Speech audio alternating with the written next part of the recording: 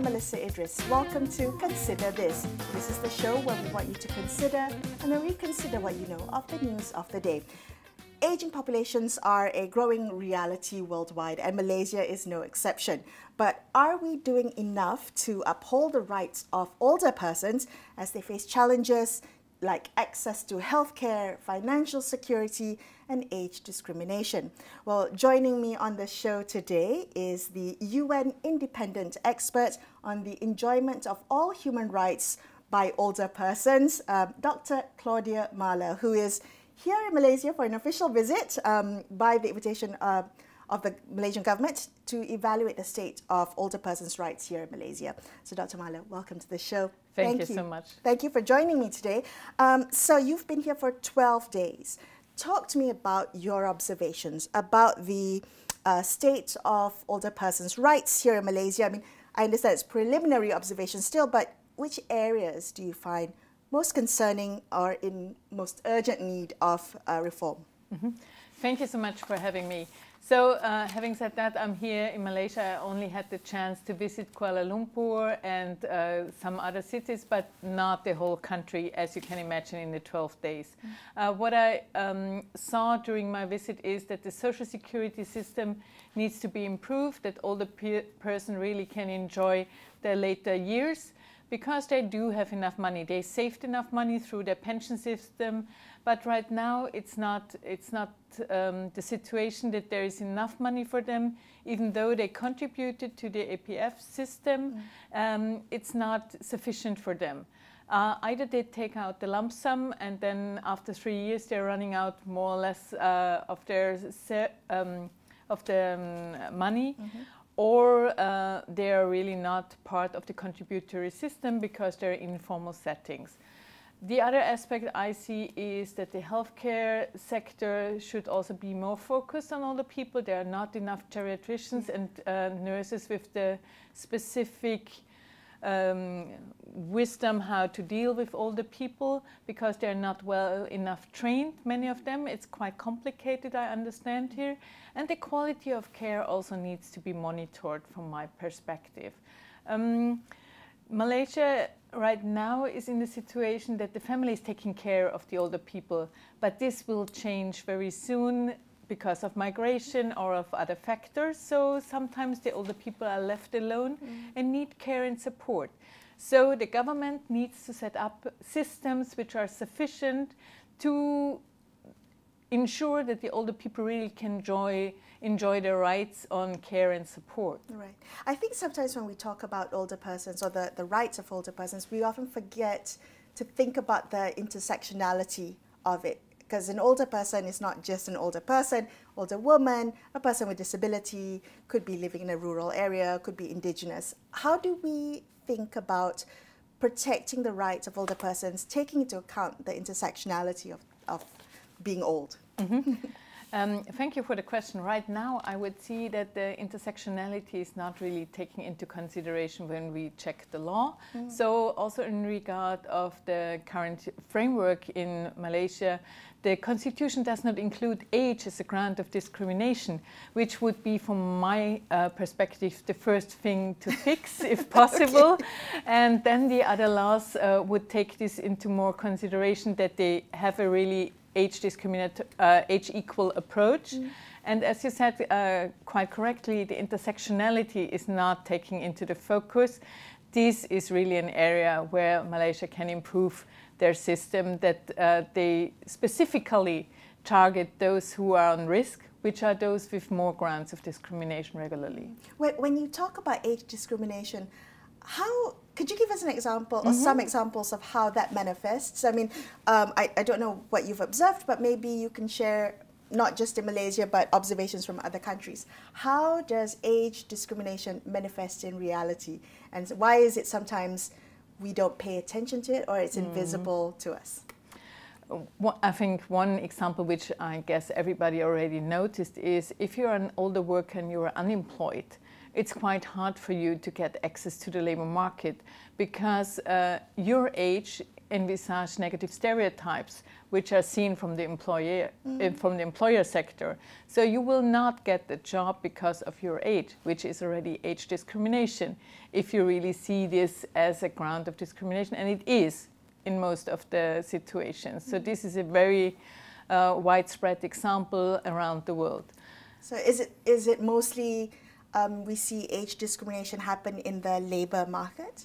It is one aspect, but we also see it, for example, if older people sometimes try to get an insurance. They even don't get an insurance anymore because of their age. Oh, that's considered age discrimination. That is age discrimination because there is a specific... Why would somebody not get an insurance if they are still willing and have funds available? If it's based on your age, then it's age discrimination, right. Nothing else. In the press conference you held earlier, you talked a little bit about how it's important for countries' approach to taking care of the rights of older persons, for it to be a human rights-based approach, as opposed to it just being purely a social protection point of view, a social protection lens. Talk to me about the need to balance or to ensure that both are covered. Yeah. From my perspective, we need to have a person-centered approach, which is a human rights-based approach, because your arguments are totally different if you're rights holders and you know your rights. So my argument would be, if I know I have a right to employment, I would argue totally different, that I should get the job even though I'm a little bit older, and I would not just say all fine if I don't get the job. In regard of social protection, you said, but what I really meant is that the social protection is a right to get. So the structure needs to be in place from the governmental side. You have a right to get this kind of social protection for an adequate standard of living. That's a human rights provision. Right.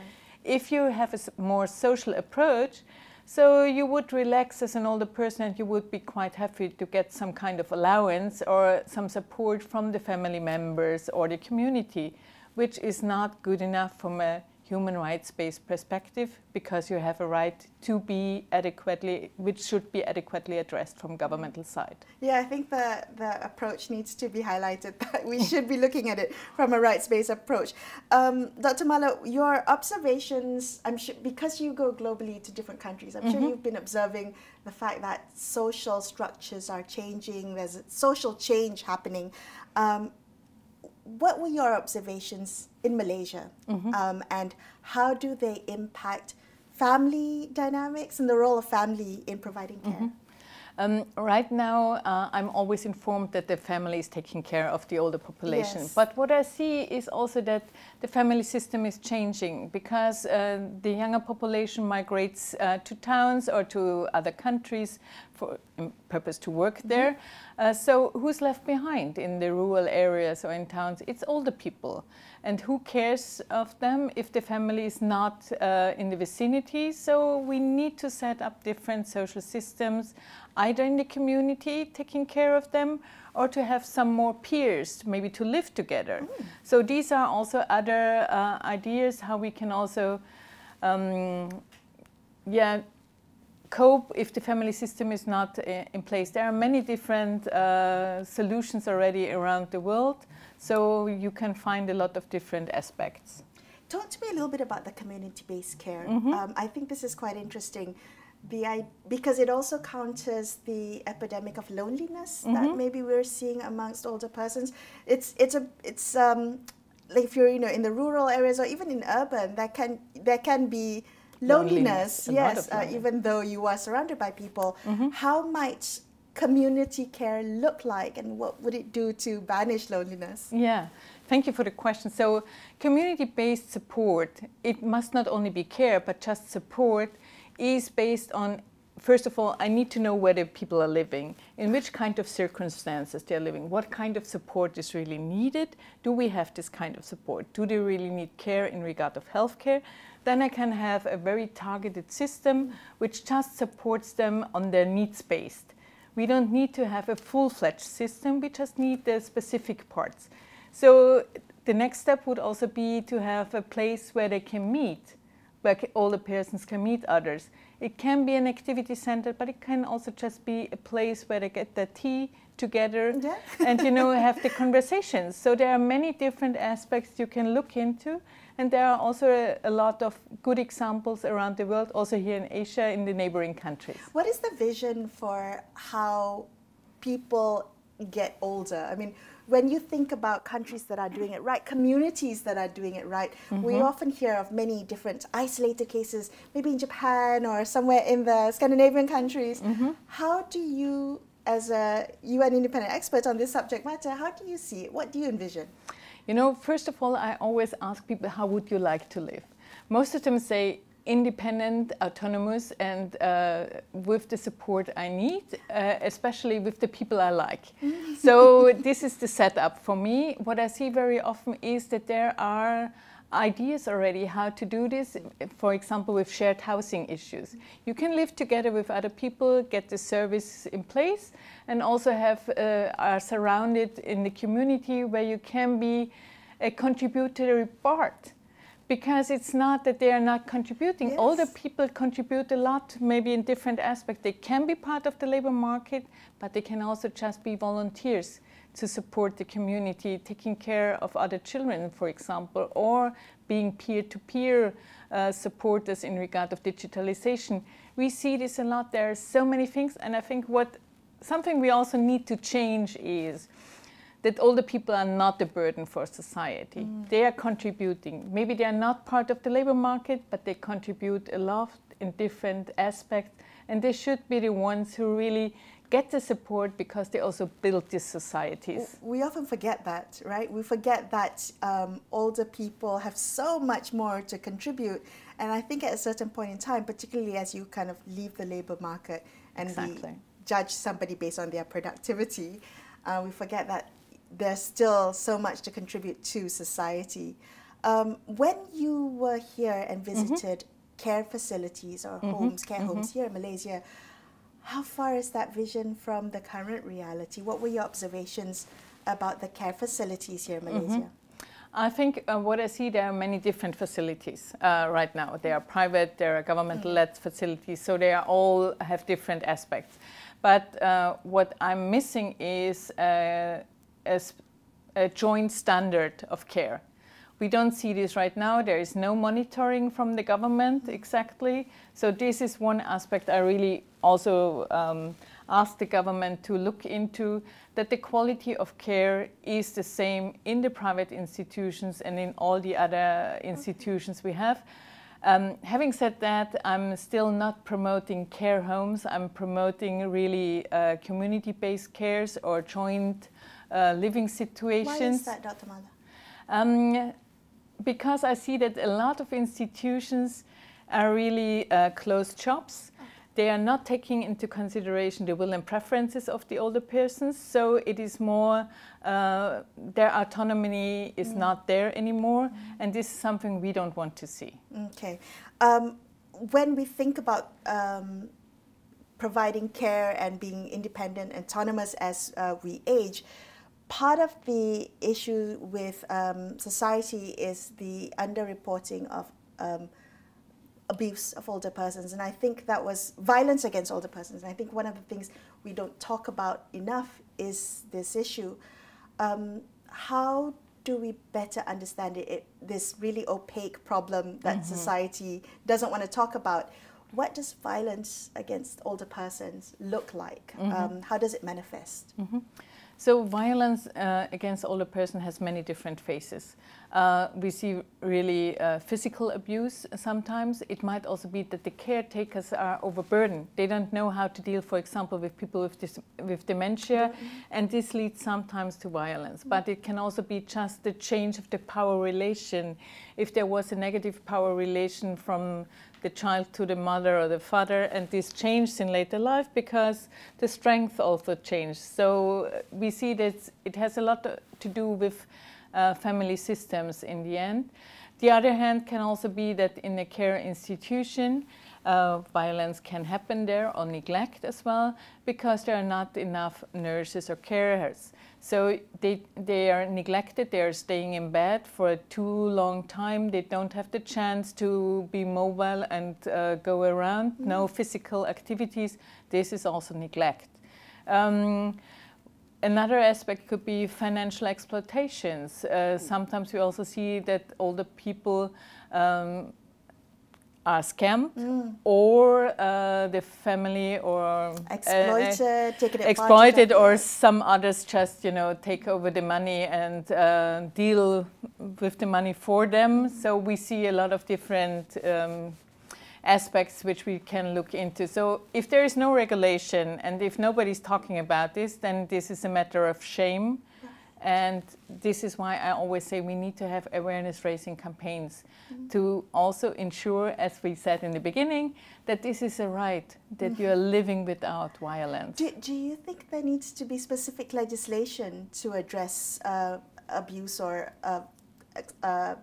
abuse against violence against older persons? Does there need to be a specific legislation? I think in Malaysia it's part of the penal code, but I don't know whether there's a specific legislation for older persons. I think right now it is only tackled under the domestic violence, but this is not good enough to make it specific. So as you said, it's not visible. Nobody wants to talk about this, so you would need to report it also under domestic violence. But if nobody will report this, so it's a useless term. But if you have a more specific article and also law, this regularly brings more awareness to the topic and might also ensure that there is somebody taking care of, also in regard of that there are shelters afterwards. Because as long as you're living in the same power-related setting, you cannot really report what's happening to you because you were still living together with those people who are the abuser or who violates your rights. So we also need to have alternatives where they can stay in the end. Do we need to think of it the way we protect children from neglect and abuse? Is that the same kind of thinking? For me, that there's a little bit of a dichotomy there, because older persons have their own autonomy, can make their own decisions, but should we be thinking about protecting older persons the same way we think about protecting children? How do you see it? Not the same way, but we should set up a separate system as well. Because what we also see is, for example, I see this also in other countries, if police is sometimes addressed that there is violence in a family, for example, or in a care setting, they don't think that they are responsible for this.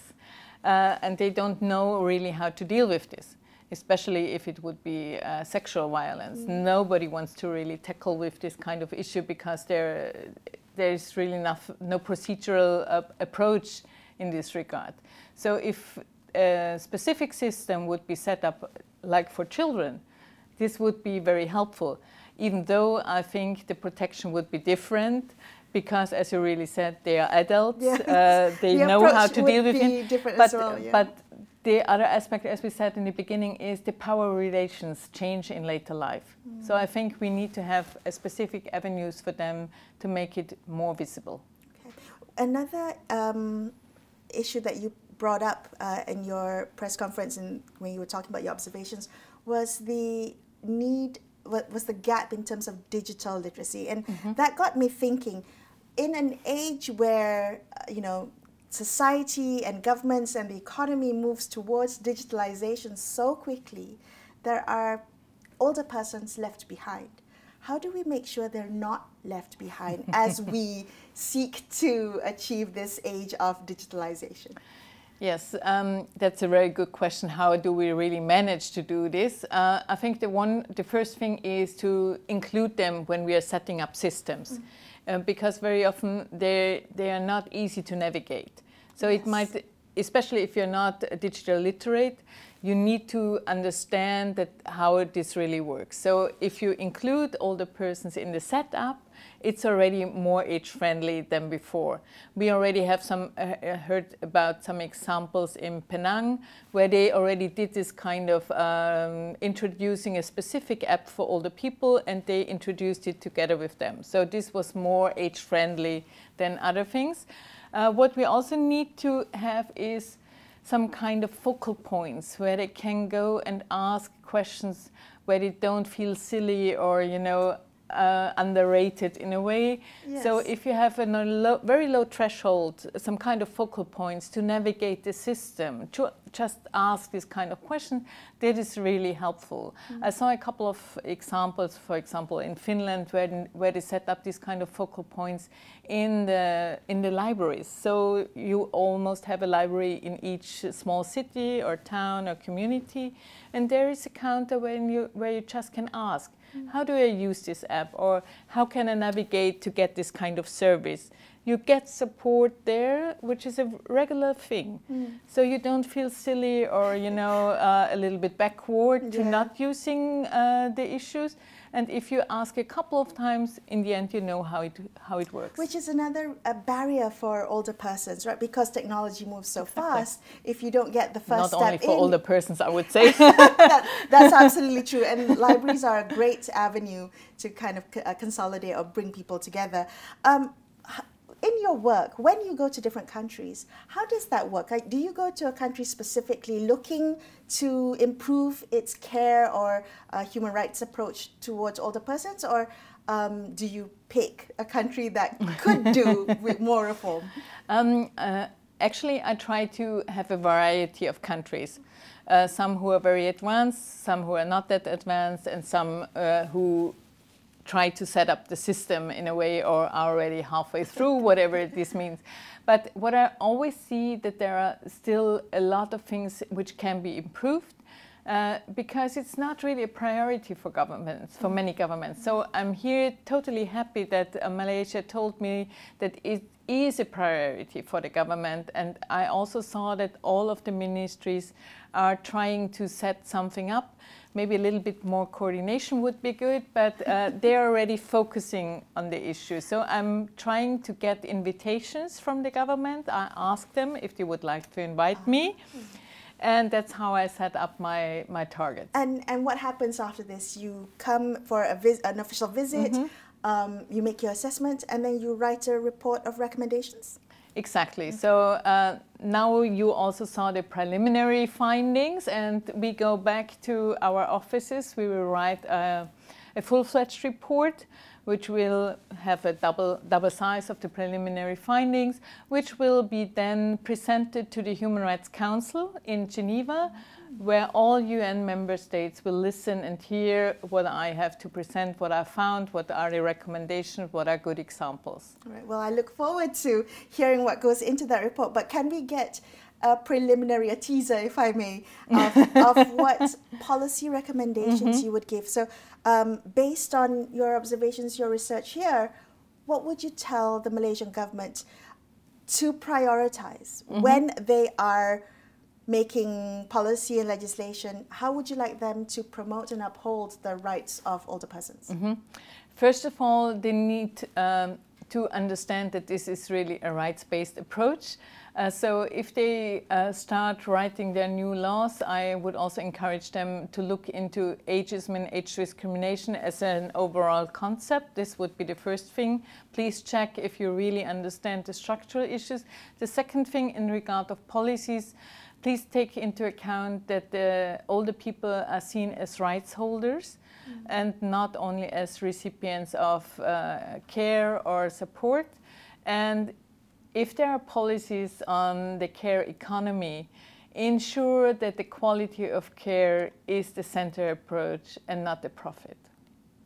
Dr. Mahler, thank you so much for being on the show with me today and sharing the conclusion of your 12-day visit here in Malaysia. I appreciate your time. Thank you. Thank you so much for the invitation. My pleasure. That's all we have for you on this episode of Consider This. I'm Melisa Idris, signing off for the evening. Thank you so much for watching.